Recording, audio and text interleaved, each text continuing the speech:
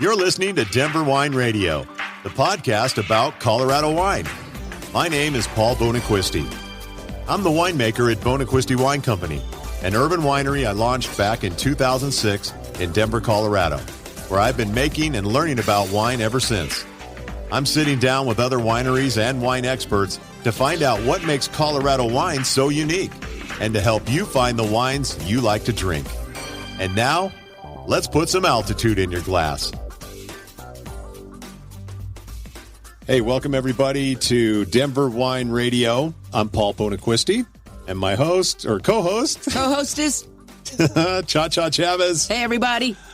Welcome back, Cha. Thank you, Paul. It's good to be back. It's been a couple of years, right? It has. Yeah. Wow, I didn't want to talk about it. How many? More than a couple. Yeah. Since before COVID. Yeah, it was. It was pre-COVID. Yeah. I don't even remember, so... I don't remember either. But I guess it doesn't matter. I don't remember. We got COVID brain. We got COVID brain. I got COVID panza. Yeah. So. That's a whole nother Oprah. Oh, man. That's a whole nother Oprah. We won't talk about that. No, we sure won't. So, hey, Denver Wine Radio is where we talk about Colorado wine and see what's happening out in the Colorado wine world, because there's a lot going on. It's starting to open up, Polly. Especially since the last couple of, a couple of years ago. Yeah. You know how many wineries there are in Colorado? No. Over 200. Serious? Yeah.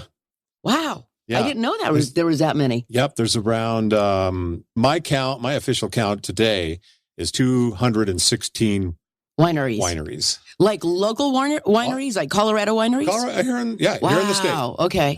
Spread out all over. So most of the grapes are grown over in Palisade on the western slope. In fact, 85% of the grapes come out of the Grand Valley, that's what that's called. So right. Where we get our peaches too? That's where we get our peaches. Oh, and cantaloupes? And cantaloupe. No, do we get cantaloupes there? No, I don't think we do. There. No, just the peaches. That's Rocky Palisades, Ford. that's Rocky Ford. That's Rocky Ford. Okay, the peaches. Yeah. Yeah. Right on. So anyway, 200 plus wineries, which includes cideries and meaderies too. What's a meadery? Meadery, they make wine out of honey. What? Yeah. What do you mean? Honey like honey? Like honey. Bees honey? Honey. They make wine out of honey? Yeah, they make wine out of honey. It goes back, long way. Wow. Yes. I think that is kind of when I think of mead, I think of a Middle Ages drink is when they drank that. Wow. I could be wrong. I know it goes back further than that, but yeah, you can ferment anything with sugar. I did not know that. That's the beautiful thing about... I did not know that you could make wine out of honey. That is crazy. And does it taste like whatever else you put into it, kind of? It tastes like, because they do some flavoring. Yeah. There's some different styles, some on the drier side, but, some sweeter. Interesting. All kinds, probably. Kinds. Yeah. So, interesting. So maybe we'll get into that one of these days. We should do we'll do a show on I ain't putting on mead. no big beekeeper outfit, Polly. I ain't looking like no beekeeper. Right on. That's interesting. Yeah. So, the Colorado Governor's Cup is an annual competition for Colorado wineries. We enter our wines and they do a judging and they pick the winners. And so they award gold medal, silver medal, bronze medal, and then they take the best scoring wines and they have a special tasting event for that, which is held in November of every year. That's a great event. So it is. It is fun. It's fun. Lots of great wine and food. And, yeah. So and it is coming up in this year, November 5th, actually, 2022. Wasn't it at the museum? Yeah, it's at the Western History Museum. Yeah. It was an awesome event. Down on Broadway. Yeah. So great event. So I put that on your calendar and circle it. But what we're going to taste today. What are we tasting? We are tasting winners from the Governor's Cup, from the Governor's Cup case, which is like double gold. They award those all at double gold. We're going to taste some really fine wine. I'm sure. Yeah. All Colorado grapes. And we're going to see what you think. All right. I'm ready for it. And you know what? I haven't had anything to eat today, so I'm going to get buzzed. Right on.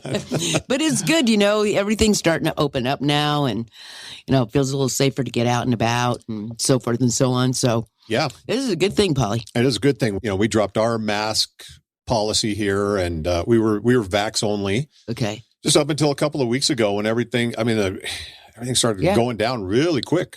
Yeah. Yeah, it's a good thing. Yeah, it is. It's really good. So it's fun to have, fun to have people coming back in and seeing their faces and, not as stressed out. Yeah, I've seen people's mouths. Yeah. Smiles. I mean, it's just, we take everything for granted, and that's just such a little thing. But that's the thing I've missed the most, just seeing people, just coming out. And this is always a great place to hang out. And it's always chill. The wine's great. The food's great. So Bonaquiste Wines up I-70 in Pecos. Thank you. So what are we going to taste? Thanks for that shameless plug. Okay. So first up, we are going to taste the Storm Cellar. All right. And they are a winery out in Paonia. Okay. So over there, Paonia, Hotchkiss, that's in the area of Colorado. That is our second AVA. Okay. So we have these American viticultural areas. Okay, Polly. Okay. Let me let me bring you up to date. Explain, Lucy. Okay. So an American viticultural area is an area that is federally designated. It's a boundary for growing grapes. So it designates, like I said, over by Palisade, that is the Grand Valley. And it's got a boundary. So if you grow grapes within that area and you make wine, you can put it on your label, Grand Valley, Colorado. Oh, okay. And then if you grow grapes over in that valley in Paonia and Hotchkiss, that's called the West Elks.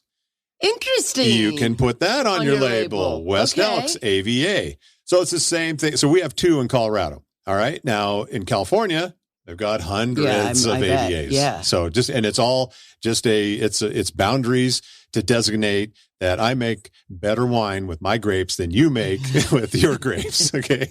Kind of like Hatch chilies. Kind of like Hatch and Pueblo chili. We won't go there this morning. David Diaz. So it's known, that it's known from that region.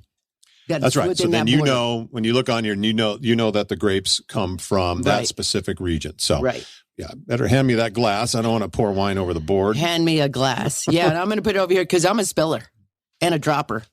My dogs know that.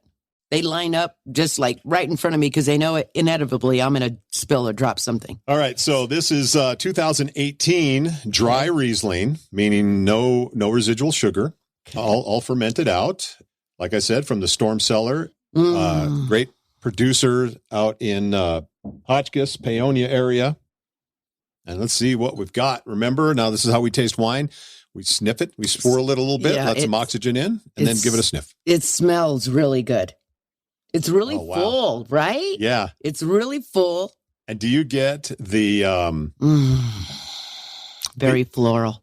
It is very floral. Do you get the petroleum kind of characteristic on the top? I'm not getting that, Polly. You're not? Does it smell like... yes. Now I do. Kind of little, like oilish. Like oilish? Yes. Yeah. That's very classic component of Riesling. Why is that, It's Paul? not a bad thing. No, why? Well, because there's this chemical compound in the grape, in Riesling, and it also can be enhanced by the soil, where the territory is, their little border is. That's right, where the wines come from, where the grapes are grown. And the more there is, the more you get that. So Riesling's from Germany. Yeah. They have that. They have a lot, petrol. It's just classic component. Oh, it tastes good. I can definitely smell the oily kind of. Yeah, but that's all right. And it's all suggestive. The smells, whatever you smell, there's no wrong answer. Right, because it's all up to you, your palate, your taste. Yeah. But I can definitely smell the oil now that you mentioned it. And the fruitiness, it's a very, like a fruity bouquet, but not very, how can I say? It's fruity, but not punchy. Yeah. Does that make any sense? Yeah, it makes sense. Okay. It's very good, Polly. Okay. What happened when you tasted it? There was an explosion in my mouth. Oh, wow. This is really nice. That's very nice. It has a very... it's almost creamy. It is. And it just leaves texture, a really fresh taste in your mouth. Just really organic. That's very good. That's very, very good. Really good. What would you pair up this with, like food-wise? Because I'm thinking it's Lent, Mm-hmm. And I eat a lot of fish during Lent, and I'm thinking a really good fish would go with this. really light.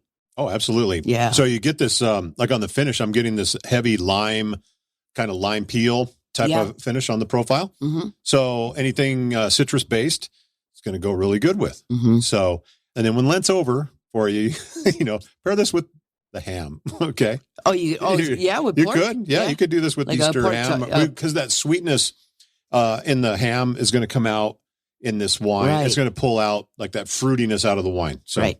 Yeah. Oh, it's really, really good. I like that one a lot. Wow. Great job. Steve and Jamie.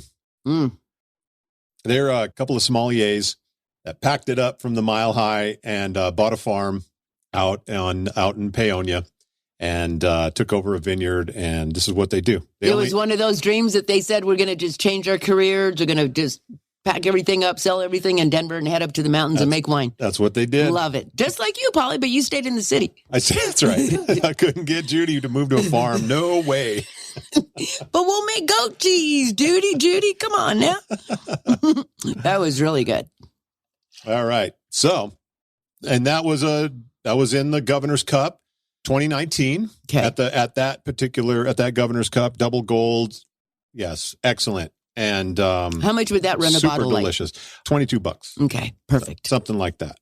Then, so they hit a home run. Basically, that was their first year.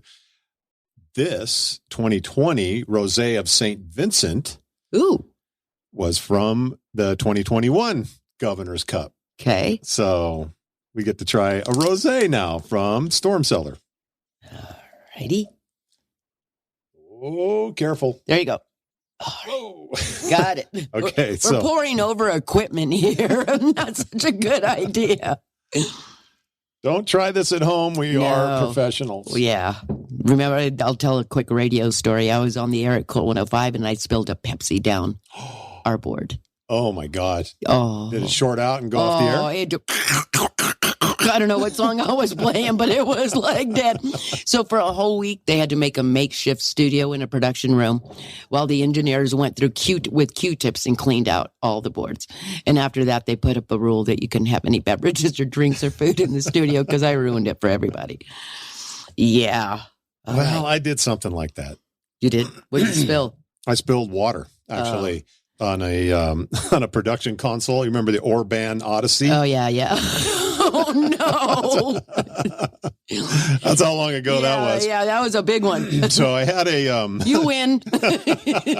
You win. But I thought because it was water, and then actually the production director did too, he thought, well, maybe it would just dry out and then it would start working. But no, they did ship it off.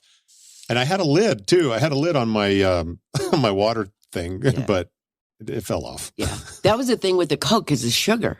And it got into all the components. They were there for hours with the little Q-tips cleaning everything out. Oh, wow. Dude, it's a miracle. I kept my job at that point. But so the rosé. Let's see. Yeah, rosé of St. Vincent. Oh, I like that, St. Vincent. Yeah, St. Vincent is a hybrid grape or a cold hardy cultivar to make it sound fancy. So they've taken grapes that are Venus vinifera, which are the main winemaking grapes like Merlot. Right. Cabernet, anything like that. That's Vitis vinifera. Then we have these Native American grapes that grow, like stuff that grows in your backyard, which is called Vitis lambrusca. Oh, okay. Those grapes, the North American grapes, they're cold hardy. They make it through the winter. They've crossed the two and make different varieties that are good enough to make wine out of, but they'll make it through the winter when you have like really crappy winters here in Colorado. Wow. So this is one of them, St. Vincent. Yeah. All right. Let's give it a taste. Yes. Okay. Give it a smell. Citrus. Yeah. To me, it explodes like with strawberries. Wow. It smells a little sweeter. Mm-hmm. But definitely floral. I love the color. Yeah. It's beautiful. Like pink. This would be great in a bathroom. Sorry. The color. It's not real pink. Don't get us wrong. It's not like strawberry pink. It's like a cross between a burgundy and I don't know. It's just beautiful. Okay, I'm tasting now. Oh, that's yum. Oh, yeah. Ooh, nice little aftertaste.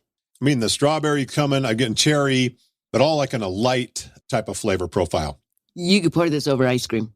Fruit. Think? You know those peaches or whatever you make, pears? What do you make? The wine with the pears or wine whatever? with the peaches? Or this would be good. Don't you make something with pears or wine and pears or something? No, I do wine and peaches. Peaches, yeah. Oh. That's how I got Judy to fall in love with me. Wine and peaches. That's right. You told me that. Actually, that is really, really good. It's got a very mellow, floral, fruity aftertaste to it. I'm tasting lime in this one. Yeah, you would get that, like a citrus type of finish to it, for sure. And that's the acid that's in wine. Acid is the life of the party. Yeah. A lot of people will say that. Well, we're talking about acid in wine. Okay. I could see that. I love the way it smells. So you could see they're great producers. And these grapes actually came from Palisade area. So this is Grand Valley. They didn't grow this at their property, but very delicious. And how much would that I think it's around the same price. Yeah. 20, 22, 23 a bottle. Yeah, 22, 24 bottles, something in that range. It's very good, very tasty, and definitely could be used as a dessert kind of thing as well.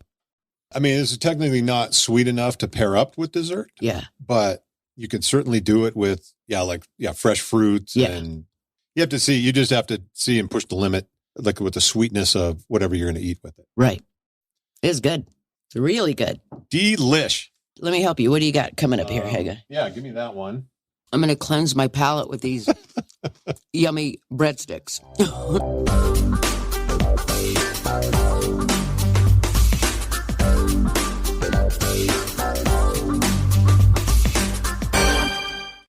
Next up, we have BookCliff Vineyards, 2016 Ensemble.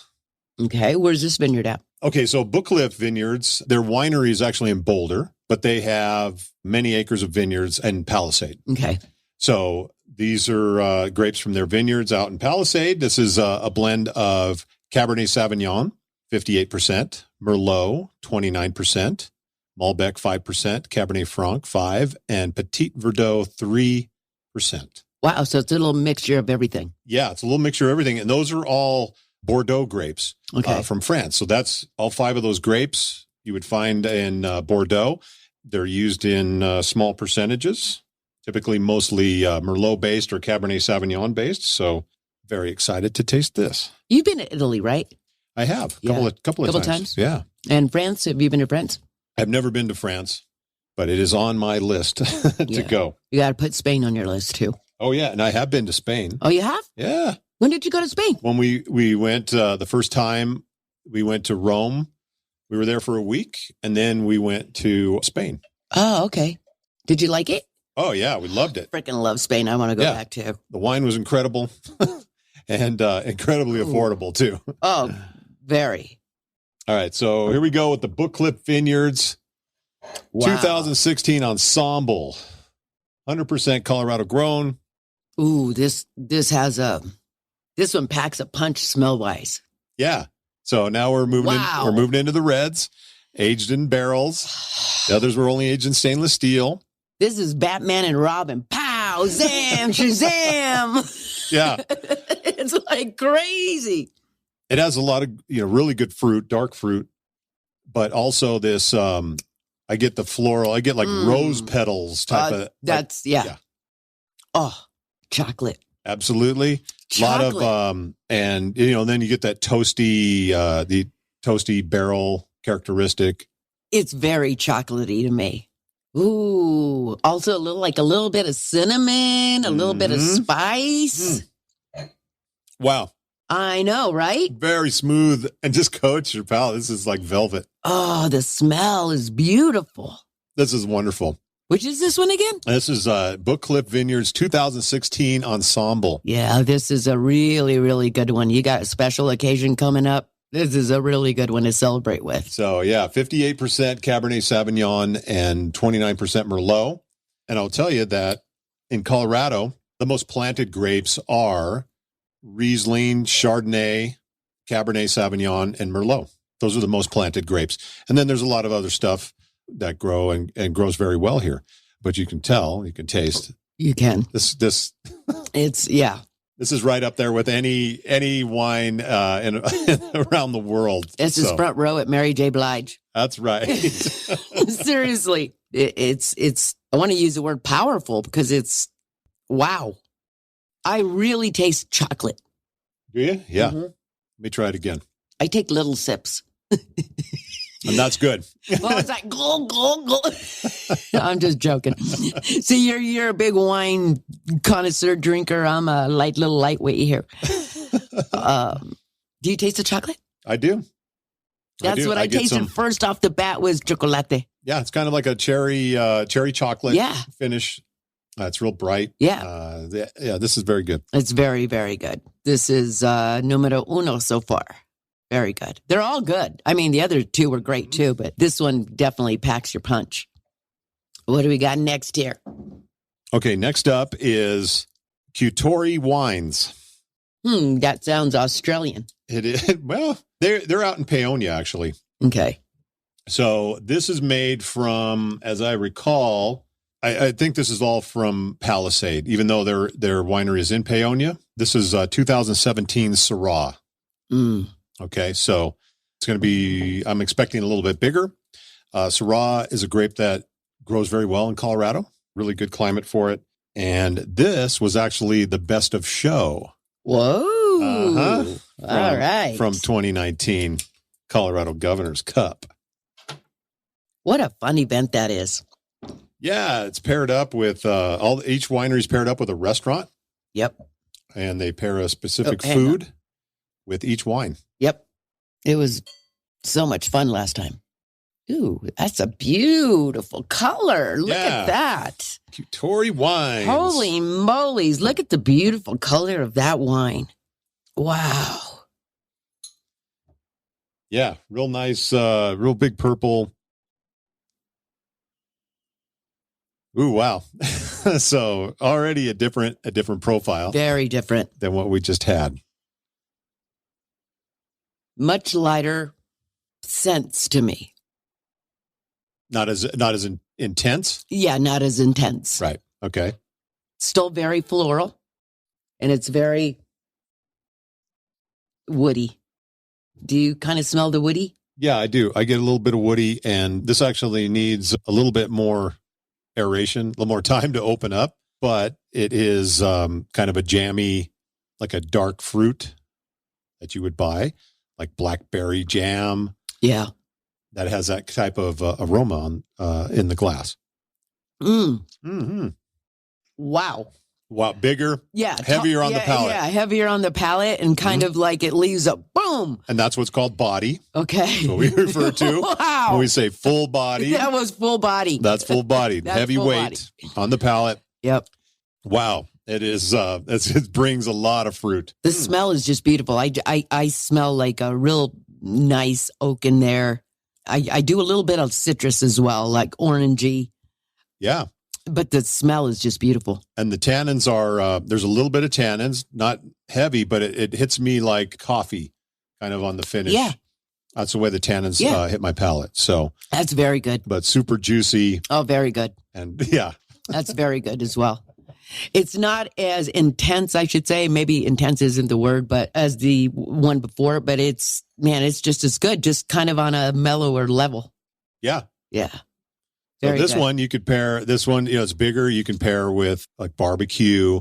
That's anything smoky is really going to pair up really nice with this. I could pair this one up with a disco on a Saturday night. Mm-hmm.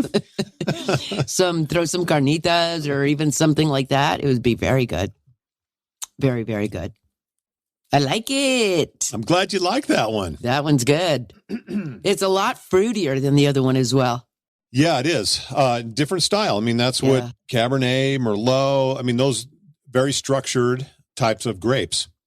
And where Syrah, you're going to have this real bold, juicy, big fruit style of wine, especially out of Colorado, because we get riper fruit. We have a hot climate here in Colorado. So we have cool nights, hot days, cool nights. But like when we get 90, 95 degrees here in Denver, over in Palisade, it's usually like 5 degrees warmer.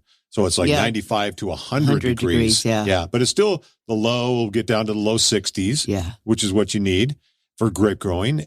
But then as we have a little bit of, we have a shorter growing season than, let's say, California or somewhere that's a more tempered or milder climate. So when we get down into September, October, grapes start to ripen. We have to let them hang just a little bit longer to get overall ripeness.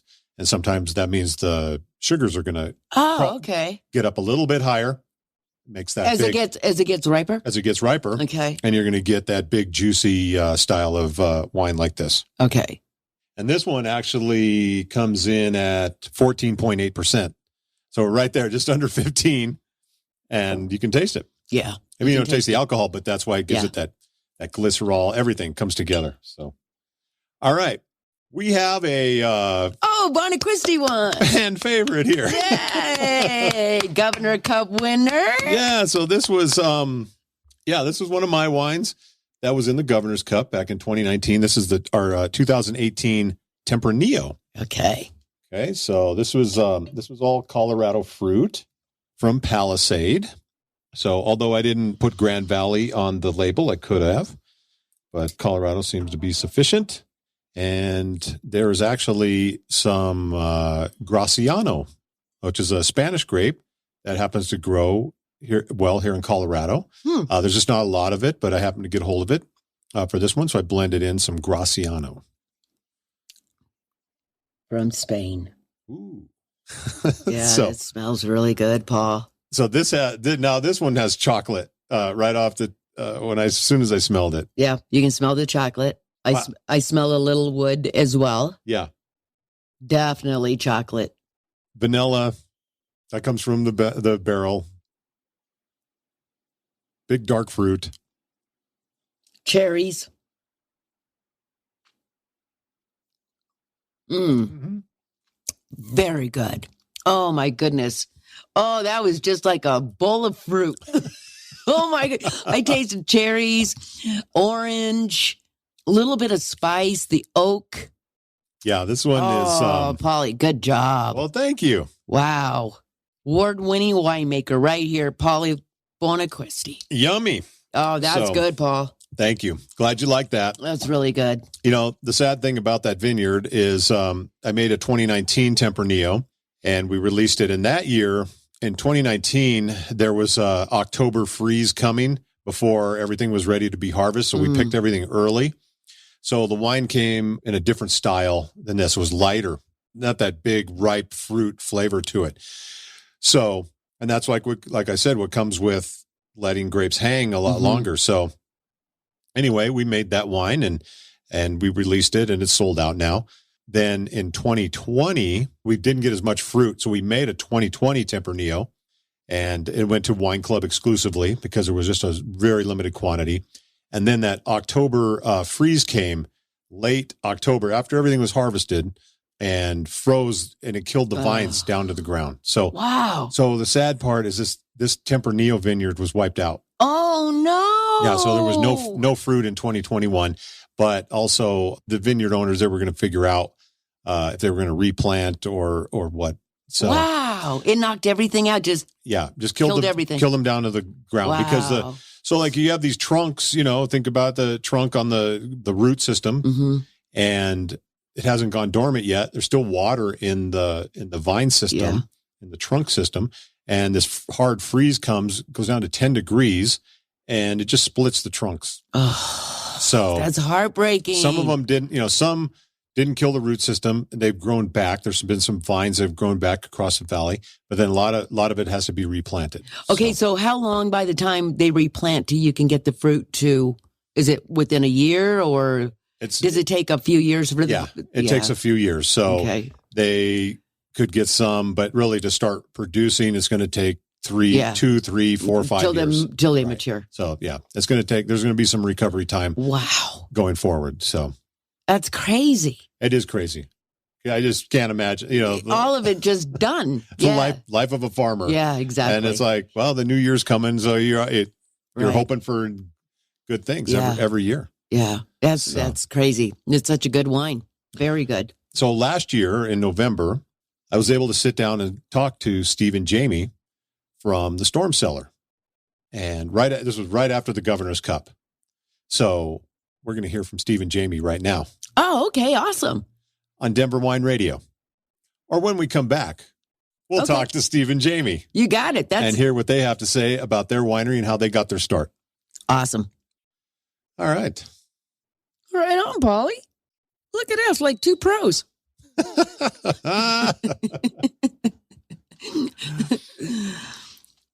All right. Man, those were good. Oh, they were good, Paulie. That middle one, the one with the red label. Yeah. Bomb fucking diggity. Dude, that one is really good. But your Tempranillo is really good as well. Thank you. Very, very, very good. All right. So let's do that. Let's recap what we just tasted. These were all Governor's Cup winners from Colorado. Okay. And we tasted Storm Cellar, 2 from Storm Cellar. We did their 2018 dry Riesling. Excellent. Their 2020 Rosé of St Vincent. We did 2016 Ensemble from BookCliff Vineyards, which is a Cabernet Sauvignon-based blend along with Merlot and some other Bordeaux varietals. And we tasted happened to be the best of show, Kutori Wines 2017 Colorado Syrah. And we tried the Bonaquisti 2018 Colorado Tempranillo. So award-winning. Okay, so we can pick our own winner today, and there's no pressure. I actually like your Tempranillo a lot. Okay. I like the other one, the blend. What was the one with the Ensemble? Yeah, I really like that, but this is just for my palate, this is just a little more mellower, and I just like it a little bit better. Oh, well, thank you. You get extra. You're going to be invited back. Okay, Paul. No, I do. For my palate, because I'm a lighter drinker, I guess. And this to me is it's perfect. It doesn't seem like it's too overwhelming, or not that it was. Maybe I'm not using the right words to describe the wine here, but don't get me wrong. It was good. The one's good, but this is my favorite. I'll go with this one. Okay.